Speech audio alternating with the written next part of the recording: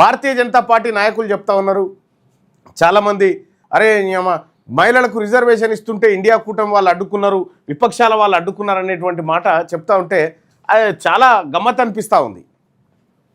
వాస్తవానికి మహిళా reservation bill pass అయి రెడీగా ఉంది. కొత్తగా మహిళా రిజర్వేషన్ బిల్లుకు చేయాల్సింది ఏమీ లేదు. అయితే డీలిమిటేషన్ను అన్ని రాష్ట్రాలకు 50% సీట్ల పెంపు తోటి ముడిపెట్టి ఈ పెరుగుతున్నటువంటి సీట్లు ఏవైతే ఉన్నాయో ఈ మహిళా కోట కింద కేటాయించాలనేటువంటి ఒక దుర్మార్గమైన ఆలోచన భారతీయ జనతా పార్టీ ఎన్డీఏ కూటమి చేసినటువంటి కార్యక్రమం. అది వాస్తవం ఏందో తెలుసుకోకుండా వట్టిగానే మనం మాట్లాడడం కూడా సరికాదు.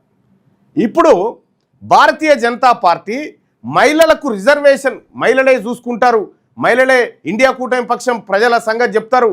ఎప్పుడు పాస్ అయిందా మహిళా బిల్లు? 2023 సెప్టెంబర్ 23 తారీఖు నాడు పాస్ అయింది. పార్లమెంట్లో పాస్ అయితే 2023 సెప్టెంబర్ 28 నాడు రాష్ట్రపతి గజెట్ ఇచ్చేసిండు. అది చట్టంగా మారింది. 33% రిజర్వేషన్ ఆడ వచ్చి ఉన్నది ఆల్రెడీ.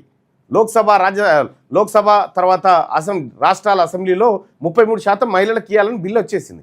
కానీ ఈ డీలిమిటేషన్ అనేటువంటి కమిషన్ వేసి డీలిమిటేషన్ ద్వారా ఈ 33% ఇప్పుడు ఆల్రెడీ 543 ఉన్నాయి కదా, 543 కంటే అదనంగా పెరిగేటువంటి సీట్లు మహిళలకు ఇవ్వాలని పెట్టిరు.